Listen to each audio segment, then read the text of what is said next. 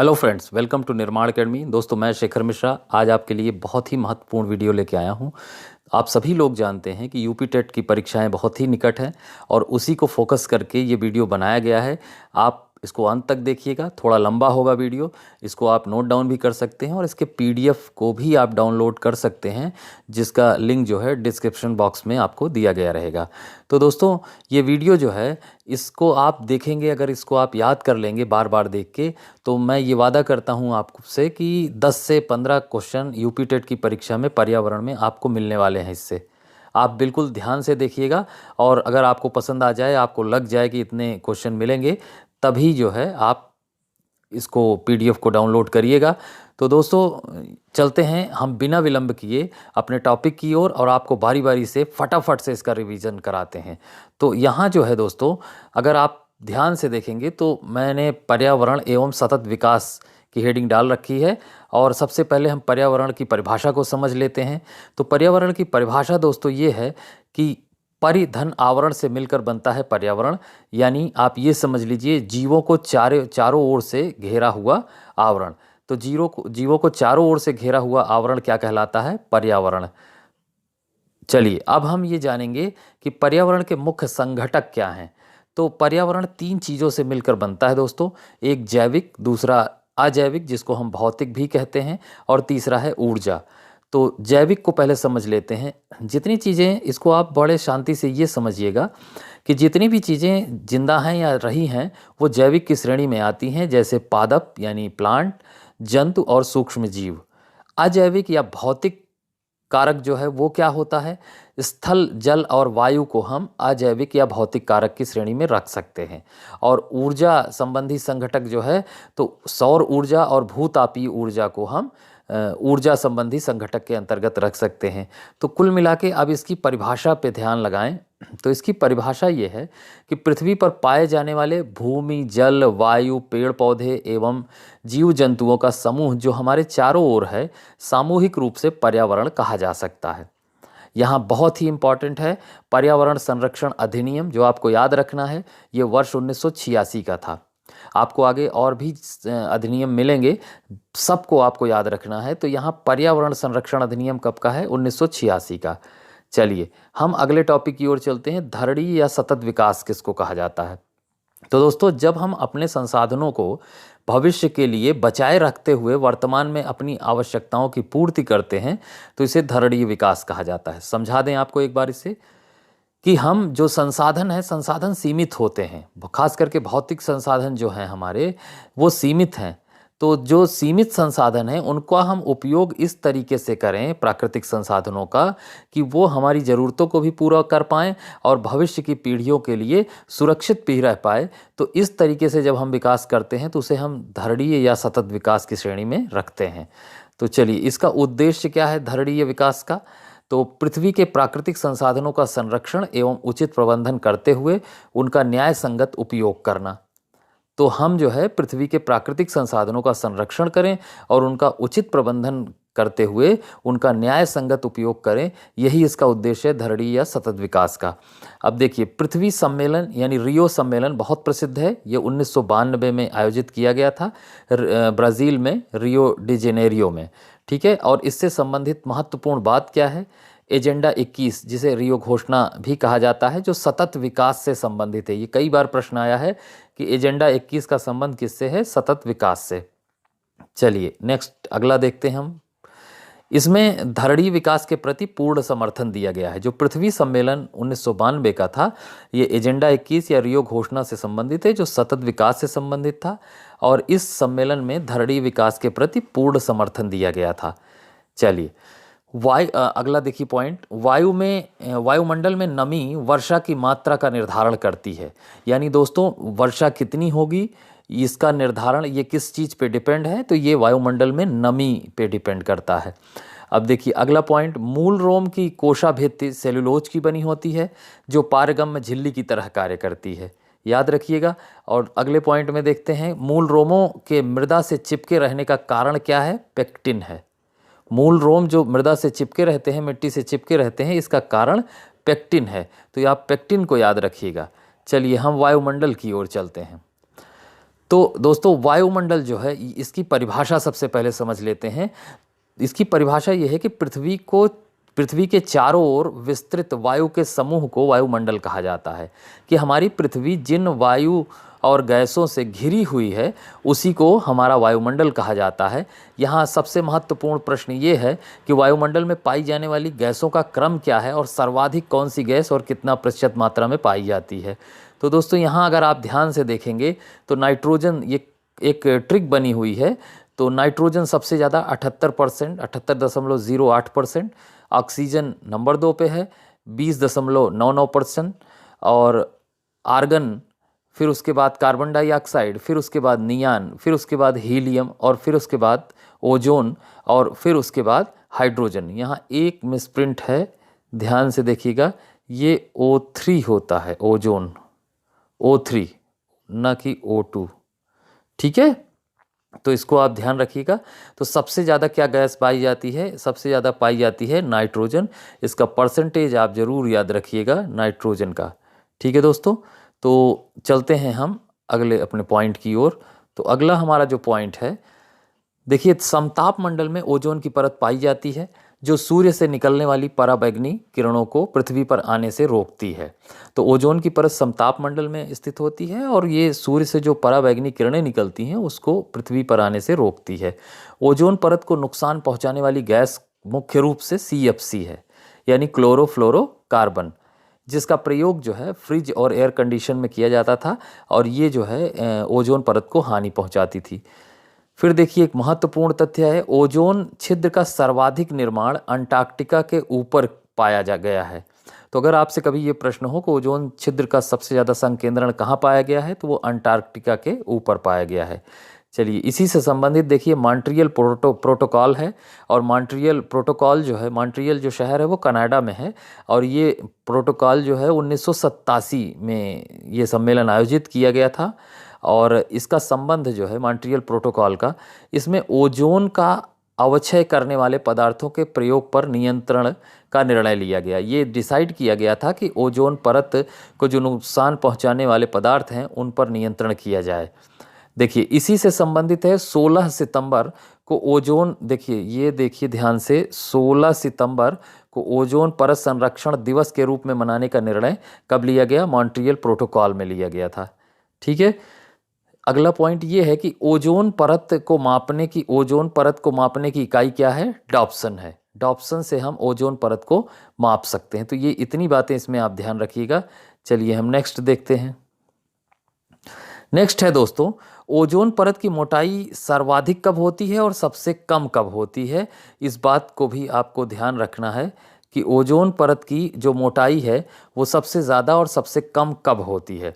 तो इसकी मोटाई सबसे ज़्यादा बसंत ऋतु में होती है और सबसे कम वर्षा ऋतु में होती है। ठीक है, ये आप याद रखिएगा, सबसे ज़्यादा कब होती है? बसंत ऋतु में, और सबसे कम वर्षा ऋतु में। अगले पॉइंट में चलते हैं। यदि पृथ्वी पर पाई जाने वाली वनस्पतियां समाप्त हो जाएं तो सर्वाधिक कमी ऑक्सीजन की होगी।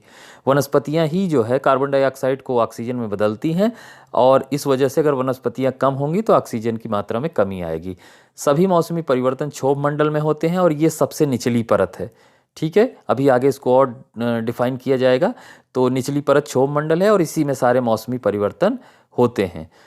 फिर देखिए समताप मंडल की निचली सतह पर कभी कभी सिरस बादल दिखाई पड़ते हैं जिन्हें मदर ऑफ पर्ल क्लाउड्स कहा जाता है। और वायु में रेडान नामक नोबल गैस नहीं पाई जाती है दोस्तों। आपने अभी अभी देखा था कि उसमें बाकी नोबल गैसें पाई जाती हैं और रेडान नहीं पाई जाती। ये प्रश्न कई बार आया है। तो चलिए अब इस चित्र के माध्यम से हम लोग समझ लेते हैं कि जो हमारा वायुमंडल है उसके स्तर कैसे हैं।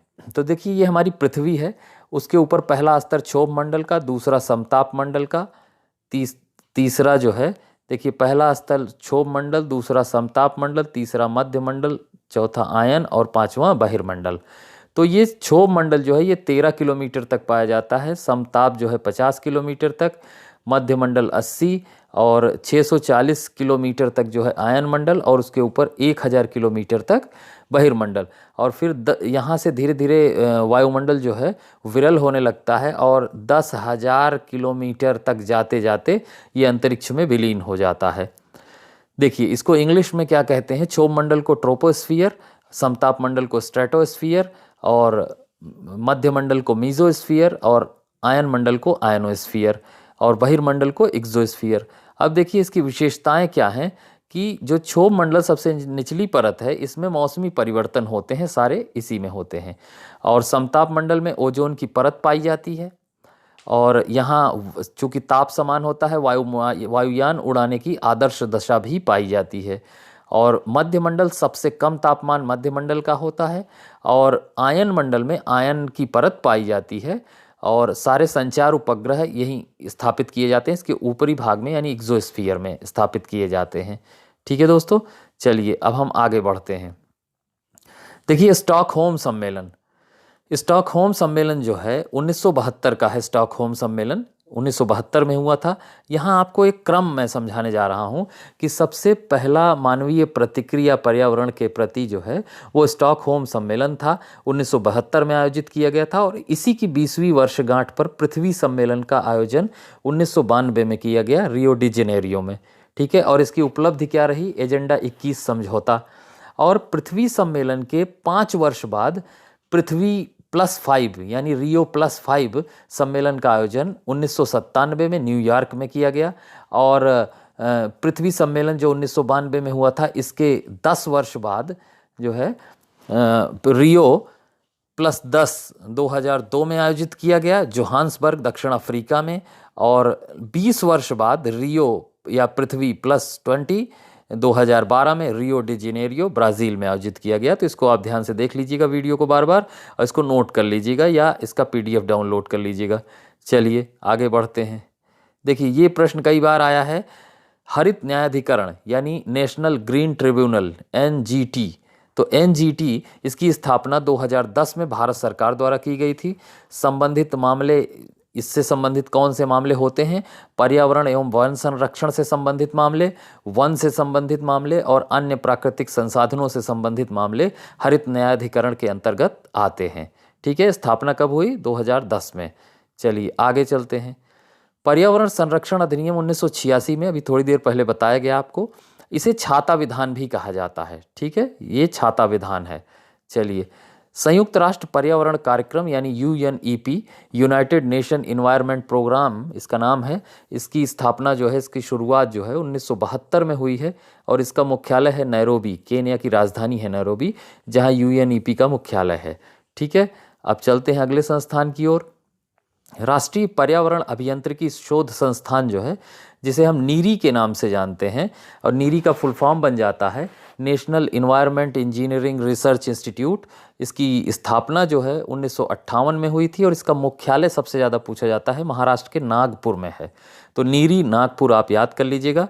चलिए, विश्व मौसम विज्ञान संगठन यानी WMO, इसकी स्थापना 1951 में हुई थी, और इसका मुख्यालय जिनेवा में है, स्विट्ज़रलैंड में। ठीक है, अगले पॉइंट की ओर चलते हैं। Green peas international, green peas international ये एक गैर सरकारी पर्यावरण संगठन है, जिसका मुख्यालय एम्स्टर्डम में है। एम्स्टर्डम जो है वो नीदरलैंड में है। ठीक है, अगले पॉइंट की ओर चलते हैं। जलवायु का सही सूचकांक प्राकृतिक वनस्पतियां हैं। ठीक है, प्राकृतिक वनस्पतियां जिस प्रकार की होंगी जलवायु का संकेत देती हैं वो। ठीक है, ठीक है, अगले पॉइंट में देखते हैं। जल में दलदली भूमि में तथा तालाब के किनारे पाए जाने वाले जो पौधे हैं उन्हें क्या कहा जाता है, यानी जल में, दलदली भूमि में या तालाब के किनारे जो पौधे पाए जाते हैं उन्हें जलप्रिय पौधे कहा जाता है, जलप्रिय पौधे। ठीक है, चलिए, इकोमार्क क्या होता है? इकोमार्क से तात्पर्य ये है कि पर्यावरण के प्रति मैत्रीपूर्ण उत्पादों को इकोमार्क प्रदान किया जाता है। ऐसे उत्पाद जो पर्यावरण को हानि नहीं पहुंचाते उन्हें इकोमार्क दिया जाता है। ठीक है, अगले पॉइंट में देखते हैं। ग्रीन डेवलपमेंट नामक पुस्तक किसने लिखी थी? WM एडम्स के द्वारा लिखी गई थी ये पुस्तक, ग्रीन डेवलपमेंट। ठीक है, फिर अगली पुस्तक का नाम है civilisation and climate. Civilisation and climate नामक पुस्तक एल्सवर्थ हटिंगटन के द्वारा लिखी गई थी, एल्सवर्थ हटिंगटन के द्वारा। ठीक है, अगले पॉइंट को देखते हैं। प्राकृतिक कृषि के अन्वेषक किसे कहा जाता है? प्राकृतिक कृषि का अन्वेषक तो ये हैं मसानोबु फुकुओका। मसानोबु फुकुओका जो हैं ये प्राकृतिक कृषि के अन्वेषक कहे जाते हैं। ठीक है, अगले पॉइंट में चलते हैं। पर्यावरण संरक्षण के लिए ग्रीन आर्मी प्रोग्राम ऑस्ट्रेलिया में प्रारंभ किया गया था। जब कभी आपसे ये पूछा जाए कि ग्रीन आर्मी प्रोग्राम का संबंध किससे है, तो ये पर्यावरण संरक्षण से है, और ये कहाँ शुरू किया गया था? ऑस्ट्रेलिया में। ठीक है, अगले पॉइंट में चलते हैं। विश्व पर्यावरण दिवस 5 जून को मनाया जाता है, और वर्ष 1973 से ये मनाया जाना प्रारंभ किया गया था। ठीक है, विश्व पर्यावरण दिवस ये कब मनाया जाता है? 5 जून को। कब से? 1973 से। ठीक है, चलिए अब नेक्स्ट टॉपिक की ओर चलते हैं, इकोलॉजी यानी पारिस्थितिकी। ठीक है, सबसे पहले समझते हैं कि पारिस्थितिकी या इकोलॉजी होती क्या है। तो ये जीव विज्ञान की एक शाखा है जिसके अंतर्गत हम जीव समुदाय तथा उनके वातावरण के मध्य पारस्परिक संबंधों का अध्ययन करते हैं। ठीक है, यानी ये एक जीव विज्ञान की शाखा है जिसके अंतर्गत हम किस चीज़ का अध्ययन करते हैं? एक तो जीव समुदाय और उनका जो वातावरण है उसके मध्य संबंध क्या हैं, उनका अध्ययन किया जाता है इकोलॉजी के अंतर्गत या पारिस्थितिकी के अंतर्गत। पारिस्थितिकी शब्द का पहली बार प्रयोग किसने किया था? अर्नेस्ट हैकल ने।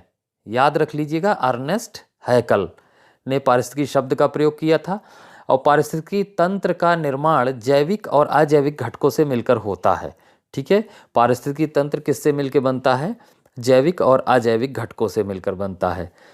अब अगला पॉइंट देखते हैं। पारिस्थितिकी तंत्र की संकल्पना सर्वप्रथम 1935 में एजी टांसले ने प्रस्तावित की थी। आपको याद आ रहा होगा, ये सारे प्रश्न बार बार पूछे जाते रहते हैं कि पारिस्थितिकी तंत्र की संकल्पना सबसे पहले किसने दी थी? एजी टांसले ने। ठीक है, तो पारिस्थितिकी तंत्र जो है ये प्रकृति की क्रियात्मक इकाई है, और आपको याद रखना पड़ेगा पृथ्वी सबसे विशाल पारिस्थितिकी तंत्र का उदाहरण है। आपसे कभी कहा जाए कि सबसे विशाल पारिस्थितिकी तंत्र क्या है, तो वो है पृथ्वी। ठीक है, आप देखिए पारिस्थितिकी तंत्र 2 प्रकार के हो सकते हैं, एक प्राकृतिक और दूसरा कृत्रिम। अगर हम प्राकृतिक की बात करें तो जैसे वन, झील, तालाब, ये सब प्राकृतिक पारिस्थितिक तंत्र हैं, और इसमें भी आप स्थलीय और जलीय देख सकते हैं। स्थलीय में वन, घास प्राकृतिक के अंतर्गत वन, घास, स्थल, मरुस्थल। ठीक है, वन, घास, स्थल, मरुस्थल जो हैं ये स्थलीय के अंतर्गत आते हैं, और जलीय के अंतर्गत तालाब, झील और झरना, समुद्र, ये जलीय प्राकृतिक पारिस्थितिकी तंत्र है। दूसरा देखते हैं कृत्रिम या मानव निर्मित पारिस्थितिक तंत्र जो है वो धान का खेत या कोई भी खेत, खलिहान, जल, जीवशाला, अंतरिक्षयान, ये सब जो है कृत्रिम या मानव निर्मित पारिस्थितिक तंत्र हैं। ठीक है, पारिस्थितिकी तंत्र में ऊर्जा का प्रवाह एक दिशीय होता है, यानी ऊर्जा केवल एक दिशा में चलती है। किसी भी, ये सब सवाल बहुत ही इंपॉर्टेंट हैं कि किसी भी पारिस्थितिक तंत्र में ऊर्जा का प्रवाह कैसा होता है? एक दिशीय। और एक पोषण स्तर से आगे बढ़ने पर ऊर्जा का हमेशा ह्रास होता है, यानी ऊर्जा कुछ कम हो जाती है। जब एक पोषण स्तर से दूसरे पोषण स्तर में ऊर्जा आगे बढ़ती है तो वो हमेशा जो है थोड़ा सा उसमें कमी आ जाती है। ठीक है, देखेंगे अगला पॉइंट। प्रकाश संश्लेषण द्वारा अपना आहार स्वयं निर्मित करने वाले संघटक या स्वपोषित कहलाते हैं। ठीक है, प्रकाश संश्लेषण से जो भी पेड़ पौधे अपना भोजन स्वयं बनाते हैं उन्हें जो है स्वपोषित कहा जाता है। ठीक, अब हम खाद्य श्रृंखला के बारे में देखेंगे। देखिए, खाद्य किसको कहा जाता है या फूड किसको कहा जाता है, सबसे पहले ये जान लेते हैं। ऐसे पदार्थ जिनके सेवन से जीवधारियों को ऊर्जा प्राप्त होती है उन्हें खाद्य कहा जाता है। ठीक है, वनस्पति जो है ये स्वपोषी है क्योंकि ये अपना भोजन स्वयं बनाते हैं प्रकाश संश्लेषण से, और जंतु जो हैं वो खाद्य के लिए अन्य जीवों पर निर्भर होते हैं। ठीक है, ये 2 बातें समझनी है कि वनस्पति स्वपोषी हैं और जंतु जो हैं ये अन्य जीवों पर निर्भर हैं। ठीक है, अब जैविक संघटक की बात करेंगे तो इनका वर्गीकरण कर लिया जाए तो इन्हें 3 भागों में बांट सकते हैं जैविक संघटक को: उत्पादक, उपभोक्ता और अपघटक। तो उत्पादक के अंतर्गत जो है पेड़ पौधे और शैवाल आते हैं जो अपना भोजन प्रकाश संश्लेषण से स्वयं बनाते हैं। उपभोक्ता जो हैं जो उत्पादकों पर आश्रित हैं जैसे जानवर और मनुष्य, ये उपभोक्ता की श्रेणी में आते हैं। और अपघटक वो हैं जो यानी डिकम्पोजर जो इनका अंत करते हैं कवक और जीवाणु। ठीक है, तो ये अपघटक की श्रेणी में आते हैं। चलिए अभी देखिए दो खाद्य श्रृंखलाएं यहाँ बनी हुई हैं, आपको यहाँ शॉर्ट में समझ लेना है। एक स्थलीय खाद्य श्रृंखला सबसे पहले देख लेते हैं, जो सीधी होती है और यहाँ देखिए नीचे से ऊपर तक एक पिरामिड बना हुआ है। सबसे ज़्यादा उत्पादकों की मात्रा होती है, फिर प्राथमिक उपभोक्ता, फिर द्वितीयक उपभोक्ता, फिर तृतीयक और फिर अपघटक। अपघटक सबसे कम होते हैं। उत्पादक के अंतर्गत वनस्पतियां आती हैं जो स्वपोषी होती हैं। प्राथमिक उपभोक्ता शाकाहारी जीव हैं, द्वितीयक उपभोक्ता मांसाहारी जीव हैं और तृतीयक उपभोक्ता सर्वाहारी जीव हैं और अपघटक जीवाणु और कवक हैं। ठीक है, तो ये बात आपको ध्यान रखनी है। जब कभी आपको क्रम लगाने को आए तो आप शाकाहारी, मांसाहारी, सर्वाहारी और जीवाणु कवक के हिसाब से लगा सकते हैं। जलीय खाद्य श्रृंखला उल्टी होती है, और ये उल्टी होने का मतलब मैं आपको समझा देता हूँ कि यहाँ सर्वाधिक मात्रा में मांसाहारी जीव होते हैं जल के अंदर, उसके बाद शाकाहारी होते हैं, उसके बाद स्वपोषी होते हैं।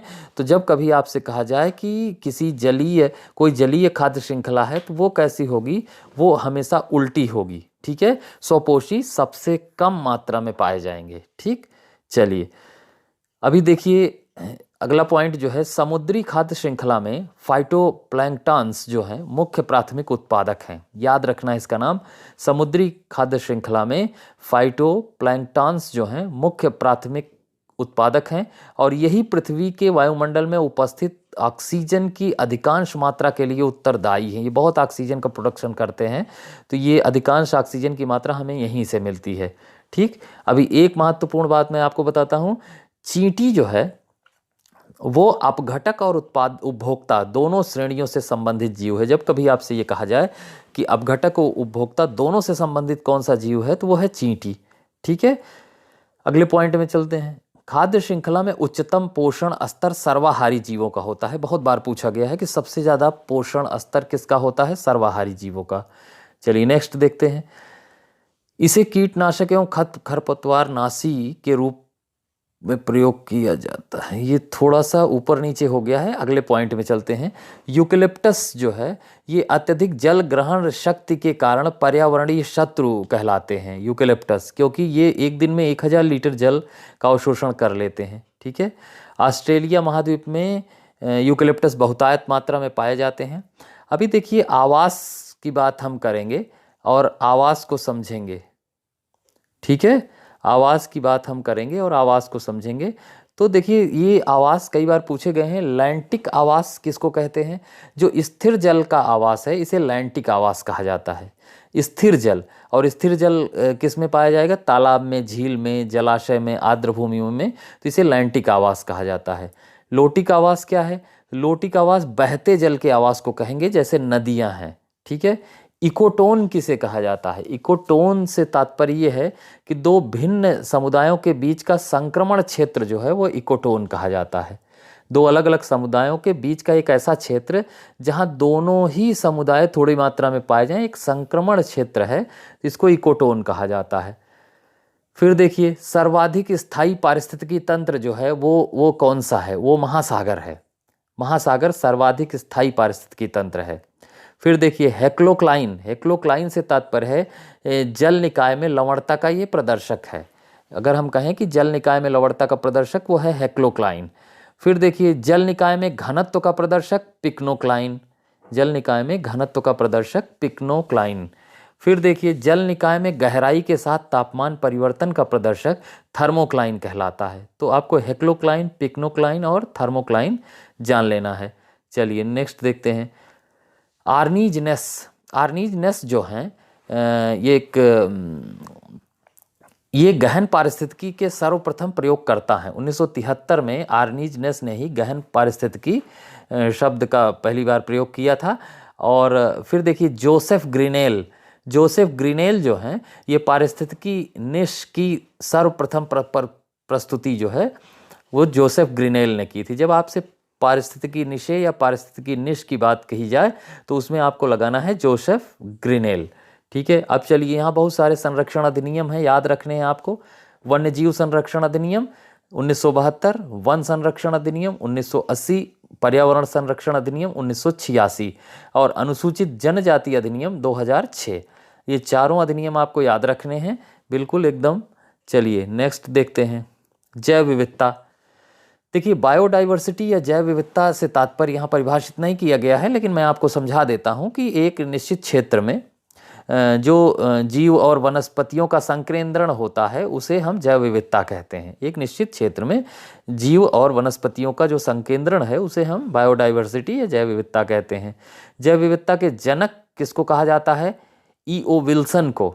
ठीक है, E.O. विल्सन को जैव विविधता का जनक कहा जाता है। अब देखिए, बायोलॉजिकल डाइवर्सिटी शब्द सबसे पहले किसने प्रयोग किया था? रेमंड एफ दासमैन ने। रेमंड एफ दासमैन ने सबसे पहले बायोलॉजिकल डाइवर्सिटी शब्द का उपयोग किया था। बायोडाइवर्सिटी शब्द, अब देखिए दोनों अलग अलग यहाँ लोगों ने प्रयोग किया है। बायोलॉजिकल डाइवर्सिटी रेमंड एफ दासमैन ने, और बायोडाइवर्सिटी शब्द जो है वो W.G. रोसन ने 1985 में इसका उपयोग किया है। बायोडाइवर्सिटी का W.G. रोसन ने। देखिए, राष्ट्रीय जैव विविधता दिवस कब मनाया जाता है? 29 दिसंबर को। 29 दिसंबर को राष्ट्रीय जैव विविधता दिवस। फिर संयुक्त राष्ट्र द्वारा घोषित जैव विविधता दिवस 22 मई को। कई बार पूछा गया है टेट में, 22 मई याद रखना है। सर्वाधिक जैव विविधता कहाँ पाई जाती है? भूमध्य रेखा के निकट पाई जाती है। दोस्तों, भूमध्य रेखा जो गुजरती है इस पे सबसे ज़्यादा जैव विविधता पाई जाती है। ठीक है, जहाँ उष्ण कटिबंधीय वर्षावन का ये क्षेत्र है, भूमध्य रेखा। ठीक है, सबसे ज़्यादा वन भी यहीं पाए जाते हैं। चलिए देखते हैं। भारत का समुद्री राष्ट्रीय उद्यान कच्छ की खाड़ी में स्थित है। भारत का समुद्री राष्ट्रीय उद्यान कहाँ स्थित है? कच्छ की खाड़ी में। ठीक। साइलेंट वैली या शांत घाटी राष्ट्रीय उद्यान केरल में है। 1984 में ये बना था। जबकि फूलों की घाटी जो राष्ट्रीय उद्यान है ये चमोली में है। चमोली उत्तराखंड में है। जैव विविधता के लिए हॉट स्पॉट शब्द का सर्वप्रथम प्रयोग जो है नॉर्मन मायर्स ने किया था। ठीक है, मैं आपको समझा देता हूँ कि हॉट स्पॉट किसको कहते हैं जैव विविधता का। तो यहाँ इस शब्द का प्रयोग सबसे पहले नॉर्मन मायर्स ने किया था। इससे तात्पर्य ये है दोस्तों कि यहाँ जैव विविधता बहुत अधिक मात्रा में पाई जाती है। जीवों वनस्पतियों का संकेंद्रण बहुत अधिक होता है, लेकिन वो धीरे धीरे उनको नुकसान पहुँच रहा होता है, तो उसको हॉट स्पॉट कहा जाता है। इस शब्द का प्रयोग नॉर्मन मायर्स ने। अब देखिए, भारत में जैव विविधता के जो हॉट स्पॉट क्षेत्र हैं वो कौन से हैं प्रसिद्ध रूप में आप जान लीजिए। पश्चिमी घाट बहुत ज़्यादा इंपॉर्टेंट है आपके लिए, कई बार पूछा गया है। उत्तर पूर्वी हिमालय, अंडमान निकोबार और लक्षद्वीप, ये भारत में जैव विविधता के हॉटस्पॉट क्षेत्र हैं। चलिए अगला देखते हैं। तितली के रहने के लिए सर्वश्रेष्ठ स्थान उष्ण एवं गर्म जलवायु क्षेत्र यानी उष्ण कटिबंधीय क्षेत्र है तितली के रहने के लिए। फिर देखते हैं जैवमंडल आरक्षित क्षेत्र का संबंध जो है आनुवंशिक विभिन्नता से है। मैंने अभी बताया आपको कि एक ऐसा क्षेत्र जिसमें पादपों वनस्पतियों एवं जीवों का संकेंद्रण होता है तो उसे जैव विविधता कहते हैं। तो यहाँ आनुवंशिक विभिन्नता पाई जाती है। ठीक है, अभी देखिए जैव विविधता संरक्षण तकनीक दो होती है दोस्तों, एक स्वस्थाने यानी इन सिटू और दूसरा बाह्य स्थाने यानी एक्स सिटू। स्वस्थाने से तात्पर्य है वनस्पतियों का संरक्षण उनके मूल प्राकृतिक जीव आवास क्षेत्र में किया जाता है कि जहां वो रहते हैं वहीं उनका संरक्षण किया जाता है। जबकि बाह्य स्थाने का मतलब होता है कि प्रजातियों का संरक्षण उनके प्राकृतिक आवास क्षेत्र से अलग किया जाता है, कहीं ले जाके उनको सुरक्षित किया जाता है, तो उनको बाह्य स्थाने कहा जाता है। जैसे ये नेशनल पार्क और तमाम इस तरीके की चीज़ बनाई गई है, ये कहीं से भी किसी को सुरक्षित रखने के लिए वहाँ ले जाया जाता है, तो उसको बाह्य स्थाने यानी एक्स सिटू कहा जाता है। चलिए भारत में प्रवाल भित्ति क्षेत्र जान लेते हैं। देखिए प्रवाल भित्ति पहले मैं बता देता हूँ। प्रवाल भित्ति ये एक प्रकार के जीव हैं जो समूह में रहते हैं और इनका भोज्य पदार्थ है चूना। इनके रहने के लिए 27 डिग्री के ऊपर 27 से 30 डिग्री का तापमान होना चाहिए, 50 से 60 मीटर की गहराई जल की होनी चाहिए। तो ऐसे क्षेत्रों में जो है प्रवाल भित्ति का निर्माण होता है। मूंगे की चट्टान भी इन्हें कहा जाता है। और ये जो है भारत में प्रवाल भित्ति क्षेत्र है लक्षद्वीप, अंडमान निकोबार, कच्छ की खाड़ी, मन्नार की खाड़ी, यहाँ जो है प्रवाल भित्तियाँ भारत में पाई जाती हैं। दुनिया की सबसे बड़ी जो प्रवाल भित्ति है वो मैं आपको बता देता हूँ। दुनिया की सबसे बड़ी प्रवाल भित्ति ये है great barrier reef. Great barrier reef ये ऑस्ट्रेलिया में है दोस्तों। ग्रेट बैरियर रीफ कहाँ है? ऑस्ट्रेलिया में, नोट कर लीजिएगा। तो ये दुनिया की सबसे बड़ी जो है भित्ति है, प्रवाल भित्ति है, जो ऑस्ट्रेलिया के पूर्वी तट पर है। ठीक है, ऑस्ट्रेलिया के पूर्वी तट पर। अभी देखिए भित्ति को नुकसान कैसे पहुंचता है, दो चीज़ों से, जहाज़ों के आवागमन और भूमंडलीय तापन यानी ग्लोबल वार्मिंग से भित्ति को हानि पहुंचती है। चलिए अगले पॉइंट में चलते हैं। IUCN जो है, जो कि रेड डाटा बुक जारी करता है, तो ये लाल किताब या रेड डाटा बुक में किस चीज़ का उल्लेख होता है, विलुप्त प्राय जीवों की सूचियां इसमें सम्मिलित की जाती हैं। जो विलुप्त प्राय जीव हैं इनका उल्लेख रेड डाटा बुक में किया जाता है, जिसको जारी करता है IUCN। ठीक है, अब देखिए नेक्स्ट, किसी प्रजाति को तब विलुप्त माना जाता है जब वह अपने प्राकृतिक आवास में 50 वर्ष से न देखी गई हो, तब वो जाति क्या मानी जाएगी, वो विलुप्त मानी जाएगी। ठीक है, देखिए डाइक्लोफिनेक सोडियम, डाइक्लोफिनेक सोडियम क्या है, ये एक दर्द निवारक दवा है पशुओं के लिए। और दोस्तों पशु जो है जब इसको खिलाया जाता है, तो जब पशु की मृत्यु हो जाती है तो उनके मांस को गिद्ध खाते हैं और 30 दिनों के अंदर गिद्धों की मृत्यु हो जाती है। अगर आपसे हम कहें कि गिद्धों के विलुप्ति का कारण क्या है, तो उसका कारण है डाइक्लोफिनेक सोडियम, जो कि एक दर्द निवारक दवा है पशुओं के लिए। चलिए बहुत इंपॉर्टेंट है रामसर सम्मेलन। रामसर जो शहर है वो ईरान में है दोस्तों, और यहाँ रामसर सम्मेलन का आयोजन 2 फरवरी 1971 में किया गया था। यह आर्द्र भूमि के संरक्षण से संबंधित है, यानी नम भूमि के संरक्षण से संबंधित सम्मेलन था। सम्मेलन के निर्णयानुसार 2 फरवरी को विश्व आर्द्र भूमि दिवस के रूप में मनाया जाता है। आप याद रखिएगा विश्व आर्द्र भूमि दिवस कब है, 2 फरवरी को। ठीक है, अब देखिए वर्तमान में भारत के 46 स्थलों को रामसर स्थलों की सूची में शामिल किया जा चुका है। ठीक है, भारत में 46 ऐसे स्थल हैं जो रामसर की सूची में शामिल हैं। भारत में जो आर्द्र भूमियाँ हैं इसके अंतर्गत सबसे ज़्यादा क्षेत्र गुजरात में है। सबसे ज़्यादा क्षेत्र वाला राज्य कौन सा है, गुजरात। ठीक है, यहाँ आपको एक और अधिनियम मिल जाता है, जैव विविधता अधिनियम, जो कि 2002 का है, याद रखिएगा। अब देखिए राष्ट्रीय जैव विविधता प्राधिकरण के बारे में जान लेते हैं। यहाँ जैव विविधता के टॉपिक में, इसकी स्थापना 2003 में हुई है और मुख्यालय इसका है चेन्नई में। ठीक है, राष्ट्रीय जैव विविधता प्राधिकरण की। अब देखिए एक किताब भी इससे संबंधित है, टुमारोज बायोडाइवर्सिटी, जो कि वंदना शिवा के द्वारा लिखी गई है, टुमारोज बायोडाइवर्सिटी। ठीक है, चलिए नेक्स्ट चलते हैं। देखिए एक फल है सीबक थॉर्न, इसके बारे में जान लेते हैं। इसको लेह बेरी भी कहा जाता है। आप बेर खाते होंगे तो ये कश्मीर के लेह में जो है ये फल चूँकि पाया जाता है लद्दाख में, तो इसे लेह बेरी भी कहा जाता है। यह लद्दाख की पहाड़ी पर पाया जाने वाला पेड़ है, जिसे इसके बेर में जो है विटामिन तथा पोषक तत्व पाए जाते हैं। ठीक है, तो बहुत जो कई मंगोल आक्रमणकारियों ने इसका उपयोग अपनी सेना के लिए किया था, उनकी स्फूर्ति को बढ़ाने के लिए किया था। चलिए देखिए ग्रीन हाउस इफेक्ट के बारे में जानते हैं, जिसको हिंदी में हरित गृह प्रभाव कहा जाता है, या ठीक है, हरित गृह प्रभाव। तो हरित गृह प्रभाव या ग्रीन हाउस इफेक्ट, या इसी को ग्लोबल वार्मिंग या भूमंडलीय तापन भी हम कह सकते हैं, इसी के प्रभाव से होता है। तो वायुमंडल में ऊष्मारोधी गैसों की मात्रा में वृद्धि, जिसके परिणाम स्वरूप वायुमंडल में औसत ताप में वृद्धि हो जाती है, इसको हम हरित गृह प्रभाव कहते हैं, या भूमंडलीय तापन। यानी ऐसी गैसें जो ऊष्मारोधी हैं, इनकी मात्रा में जब वृद्धि होगी तो वायुमंडल का ताप बढ़ जाएगा। इसी को हम ग्रीन हाउस इफेक्ट या भूमंडलीय तापन कहते हैं। ग्रीन हाउस इफेक्ट की संकल्पना पहली बार जो है जोसेफ फोरियर ने दी थी। किसने दी थी? जोसेफ फोरियर ने भूमंडलीय तापन की संकल्पना दी थी। ठीक है, ग्रीन हाउस इफेक्ट की संकल्पना जोसेफ फोरियर ने दी थी, याद रखिएगा।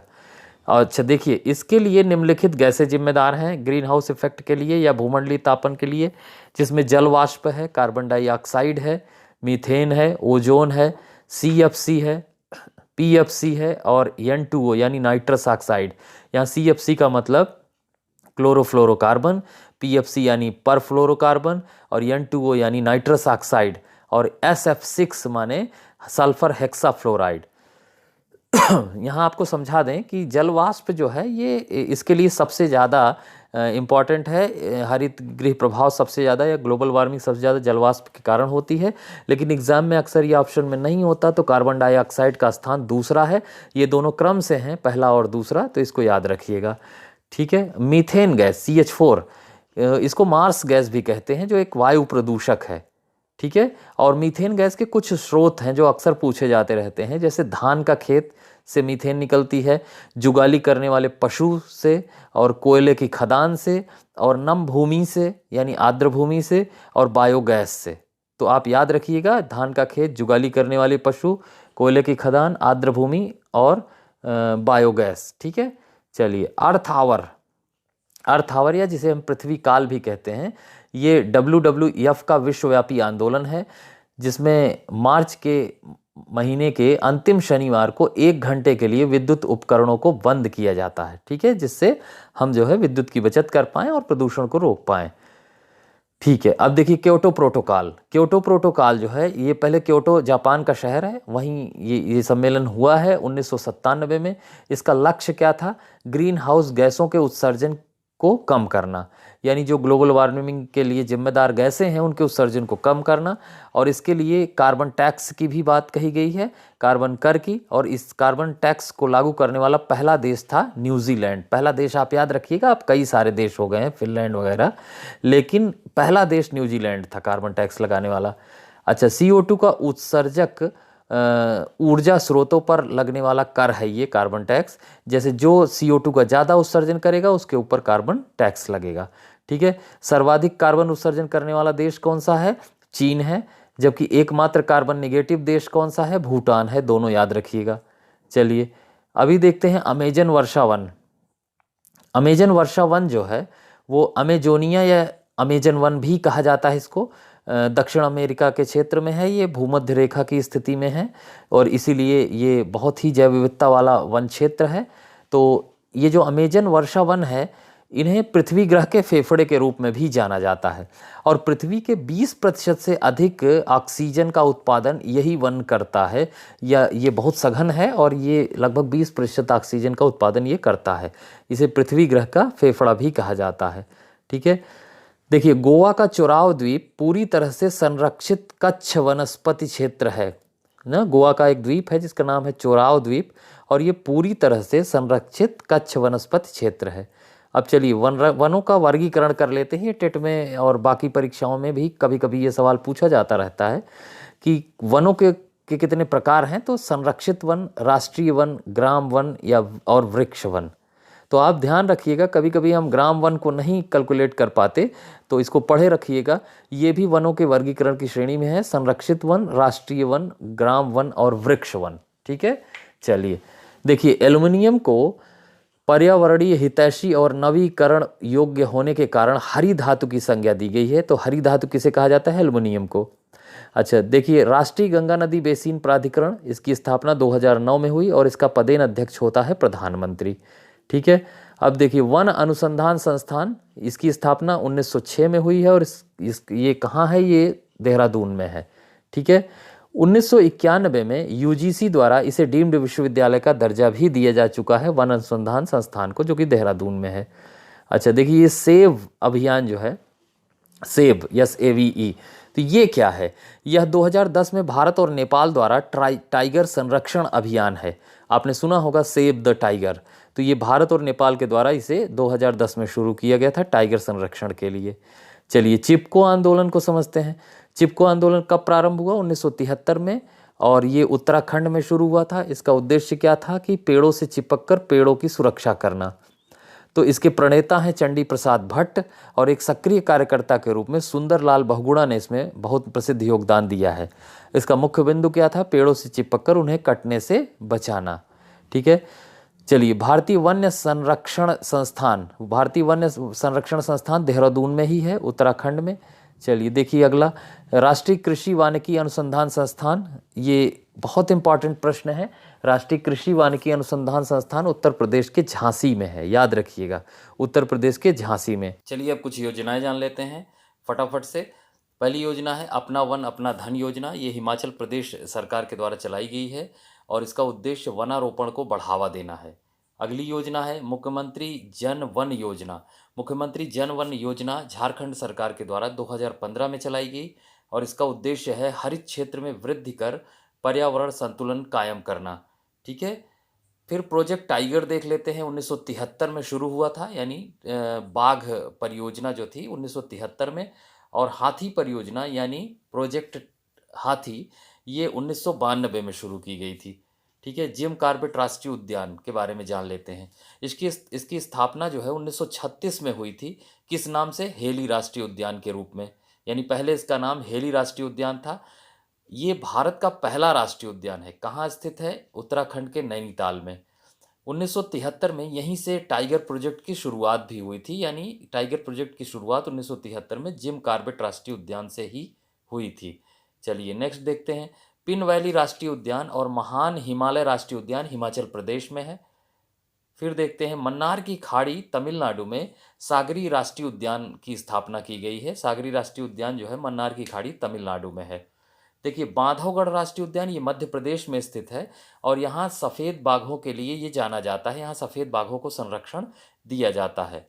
फिर देखिए यूएसए का प्रथम राष्ट्रीय उद्यान येलोस्टोन नेशनल पार्क है। येलोस्टोन राष्ट्रीय उद्यान। विश्व का एकमात्र प्लवमान पार्क कौन सा है? प्लवमान पार्क से तात्पर्य है तैरता हुआ पार्क, और ये विश्व का एकमात्र प्लवमान पार्क भारत के मणिपुर में, उसका नाम है केईबुल लामजाओ। केईबुल लामजाओ मणिपुर, ये विश्व का पहला तैरता हुआ पार्क होगा। फिर देखिए पेरियार राष्ट्रीय उद्यान ये केरल में स्थित है और यहाँ बाघ और हाथियों को संरक्षण दिया जाता है। फिर अगला है केवलादेव राजस्थान। केवलादेव जो अभयारण्य है ये राजस्थान में है और यहाँ सर्दियों के महीने में साइबेरियन सारस का प्रवास होता है। ठीक है, नेक्स्ट देखते हैं। सरकार द्वारा अब तक कुल 18 जैवमंडल आरक्षित क्षेत्र घोषित किए जा चुके हैं और इसमें से 12 यूनेस्को की सूची में हैं। ठीक है, भारत में अभी तक कुल 52 बाघ अभयारण्य हैं। कितने हैं भारत में? 52। और 52वां बाघ अभयारण्य आपको याद रखना है, इसका नाम है रामगढ़ विषधारी बाघ अभयारण्य, जो कि राजस्थान के बूंदी जिले में स्थित है। चलिए अंतर्राष्ट्रीय बाघ दिवस कब मनाया जाता है? 29 जुलाई को। फिर बाघ, भारत में बाघों की सर्वाधिक संख्या कहाँ है? मध्य प्रदेश में। भारत में सबसे बड़ा बाघ आवास कहाँ है? श्रीशैलम टाइगर रिजर्व आंध्र प्रदेश में। ठीक है, फिर देखिए रॉयल बोटेनिकल गार्डन कहाँ है? ये इंग्लैंड के क्यू में है। इंग्लैंड के क्यू में, और ये विश्व का सबसे बड़ा वनस्पति उद्यान है, रॉयल बोटेनिकल गार्डन। फिर देखिए पेंच अभयारण्य जो है ये 2 प्रांतों में विस्तृत है। एक तो पेंच बाघ अभयारण्य जो है ये मध्य प्रदेश और महाराष्ट्र दोनों राज्यों में विस्तृत है। 5 मौसमों का बाघ किसे कहा जाता है? महरौली को। ठीक, ऊर्जा संसाधनों के बारे में समझ लेते हैं। ऊर्जा संसाधन दोस्तों 2 प्रकार के होते हैं, एक नवीकरणीय और दूसरा अनवीकरणीय। दोनों का मतलब समझ लीजिए। नवीकरणीय से तात्पर्य है कि जिसका हम दोबारा से उपयोग कर सकते हैं, यानी ये रिन्यूएबल है, जबकि अनवीकरणीय का उपयोग एक बार ही किया जा सकता है। तो इसके संसाधन कौन कौन से हैं? नवीकरणीय के हैं सौर ऊर्जा, पवन ऊर्जा, जल विद्युत, बायोगैस और भूतापीय ऊर्जा तथा ज्वारीय ऊर्जा। ठीक है, अनवीकरणीय क्या है? कोयला, पेट्रोलियम, प्राकृतिक गैस, परमाणु ऊर्जा और शेल गैस। तो ये अक्सर कोयला, प्राकृतिक गैस या पेट्रोलियम ये पूछे जाते रहते हैं कि कौन सा अनवीकरणीय ऊर्जा संसाधन है। ठीक है, चलिए विश्व का प्रथम पूर्ण रूप से सौर ऊर्जा से संचालित अंतर्राष्ट्रीय हवाई अड्डा कहाँ निर्मित हो रहा है? ये कोच्चि केरल में निर्मित हो रहा है, याद रखिएगा इसको। पूर्णतः सौर ऊर्जा पर चलने वाला भारत का पहला केंद्र शासित प्रदेश कौन सा बना? वो है दीव। ठीक है, चलिए बायोडीजल। बायोडीजल जो है ये किन पौधों से बनाया जा सकता है? तो एक तो आप जानते होंगे जेट्रोफा यानी रतन जोत, और दूसरा मैं बताता हूँ आपको पैंगामिया पिनाटा। दोनों याद रखिएगा, जेट्रोफा से भी बायोडीजल बनता है और पैंगामिया पिनाटा से भी। ठीक, अगला है भारत का पहला पूर्ण जैविक राज्य कौन सा है? वो है सिक्किम। ठीक है, फिर देखिए एंथ्रोपोजेनिक प्रदूषण का मतलब क्या होता है? एंथ्रोपोजेनिक प्रदूषण वो है जो मनुष्य द्वारा उत्पन्न होता है। ठीक है, चलिए PAN यानी पैन। तो पैन का फुल फॉर्म क्या है? पैराक्सी एसिटिल नाइट्रेट, पैराक्सी एसिटिल नाइट्रेट। और इसका दुष्प्रभाव क्या है? प्रकाश संश्लेषण की क्षमता में कमी लाता है, एंजाइम प्रणाली पर दुष्प्रभाव डालता है और मानव नेत्र में जलन एवं उत्तेजना का कारक है। यानी ये जो पैन है ये एक वायु प्रदूषण का काम करता है और तमाम तरीके के प्रदूषण फैलाता है। चलिए लेड और शीशा लेड या शीशा। तो लेड या शीशा का दुष्प्रभाव क्या है? ये पहले तो इसका उपयोग कहाँ होता है? ये इंजन में नॉकिंग रोकने के लिए प्रयुक्त होता है, यानी ये एंटी नॉकिंग का काम करता है। और इसका दुष्प्रभाव यह है कि ये हृदय एवं श्वसन संबंधी बीमारियों का जनक है। फिर देखिए कार्बन मोनोऑक्साइड यानी CO, यह रक्त की ऑक्सीजन वहन क्षमता में कमी लाता है। यह एक अति विषैली गैस है जो प्राथमिक वायु प्रदूषक है। ठीक है फिर देखिए फ्लाई ऐश। फ्लाई ऐश, अभी इससे संबंधित सवाल पीसीएस की परीक्षा 2021 में भी पूछा गया है। तो फ्लाई ऐश का हमें प्राप्त कहाँ से होता है? ये कोयला आधारित विद्युत संयंत्रों से कोयला उत्पादन के समय प्राप्त होता है और इससे बीमारी होती है, श्वसन संबंधी रोग इससे हो जाते हैं। ठीक है, चलिए रेडान गैस। रेडान गैस एक वायु प्रदूषक है और इसका दुष्प्रभाव है फेफड़े का कैंसर और रक्त कैंसर। ठीक, फिर देखिए लाइकेन क्या है? लाइकेन वायु प्रदूषण का एक जैविक सूचक है। वायु प्रदूषण का एक जैविक सूचक है लाइकेन। ठीक है, फिर नेक्स्ट देखते हैं, कार्बन मोनोऑक्साइड सामान्य स्थितियों में वातावरण में प्रदूषण उत्पन्न करने वाली गैस है। ठीक, सिगरेट के धुएं में क्या पाया जाता है? तो चार चीजें पाई जाती हैं, carbon monoxide, benzene, hydrogen cyanide और नाइट्रोजन ऑक्साइड। ठीक है, चलिए देखिए यहाँ अगला सवाल है, मथुरा तेल शोधनशाला से उत्सर्जित SO2 सल्फर डाइऑक्साइड से उत्पन्न अम्ल वर्षा ताजमहल को क्षति पहुंचा रही है। यानी ताजमहल को क्षति किससे पहुंच रही है? मथुरा तेल शोधनशाला से उत्सर्जित SO2 से। ठीक है, अम्ल वर्षा को झील कातिल भी कहा जाता है। ठीक, याद रखिएगा, झील कातिल। चलिए, अम्ल वर्षा सूचना केंद्र कहाँ है? ये इंग्लैंड में है, इंग्लैंड के मैनचेस्टर में। अम्ल वर्षा के लिए सर्वाधिक जिम्मेदार है सल्फर और नाइट्रोजन के ऑक्साइड। अक्सर ये सल्फर और नाइट्रोजन के रूप में ऑप्शन में होता है। मैं आपको बता दूं कि अम्ल वर्षा कैसे होती है। तो जो औद्योगिक प्रतिष्ठानों से सल्फर और नाइट्रोजन के ऑक्साइड निकलते हैं, ये वातावरण के जल के साथ क्रिया करके सल्फ्यूरिक अम्ल और नाइट्रिक अम्ल बना देते हैं और ये जब वर्षा के पानी के साथ नीचे आते हैं तो ये अम्ल के रूप में जो है नीचे पहुंचते हैं, जिसे अम्ल वर्षा कहा जाता है। तो अम्ल वर्षा से सर्वाधिक प्रभावित देश कौन से हैं? नॉर्वे और स्वीडन। ठीक, सुपोषण यानी यूट्रोफिकेशन क्या है? सुपोषण या यूट्रोफिकेशन से तात्पर्य है जल में जैविक तथा अजैविक दोनों प्रकार के पोषक तत्वों की मात्रा में वृद्धि जब होती है तो उसे सुपोषण कहते हैं। चलिए, गंगा नदी में BOD यानी बायोलॉजिकल ऑक्सीजन डिमांड की सर्वाधिक मात्रा कहाँ है? तो ये कानपुर एवं इलाहाबाद के बीच में गंगा नदी में BOD की सर्वाधिक मात्रा पाई जाती है। अगला देखते हैं, भूमिगत जल को प्रदूषित करने वाला अजैविक प्रदूषक है आर्सेनिक। ठीक है, और धान का पौधा आर्सेनिक का बेहतर अवशोषक माना जाता है। ठीक, अब एक बीमारी देख लेते हैं, नाकनी संलक्षण। नाकनी संलक्षण यानी पैरों का मुड़ना जो है, ये फ्लोराइड के प्रदूषण द्वारा उत्पन्न होता है। किसके द्वारा? फ्लोराइड के प्रदूषण द्वारा। ठीक है, फ्लोराइड तत्व के अत्यधिक सांद्रण से फ्लोरोसिस नामक रोग हो जाता है। ठीक, अब नेक्स्ट देखते हैं, ध्वनि का मापन किस में किया जाता है? डेसिबल में किया जाता है, यानी DB में। अब यहाँ जो है एक नए प्रश्न आजकल आ रहे हैं कि कहाँ कौन सी ध्वनि उत्पन्न होती है, यानी ध्वनि स्रोत और डेसिबल स्तर। तो जैसे पत्तियों की सरसराहट से 20 डेसिबल, फुसफुसाहट से 30 डेसिबल, शांत कमरे की ध्वनि 40 डेसिबल, सामान्य बातचीत की ध्वनि 60 डेसिबल, ट्रक की आवाज़ 80 से 85 डेसिबल, जेट इंजन की आवाज़ 120 डेसिबल, जेट प्लेन का उतरना 150 डेसिबल और रॉकेट इंजन 180 डेसिबल। ठीक है, तो ये ध्वनि स्तर है इन चीज़ों का। चलिए, प्लास्टिक, लोहा और शीशा एक अक्षय प्रदूषक की श्रेणी में आते हैं, यानी ये कभी खत्म न होने वाले प्रदूषक है प्लास्टिक, लोहा और शीशा। ठीक, अब चलिए भोपाल गैस दुर्घटना को समझ लेते हैं।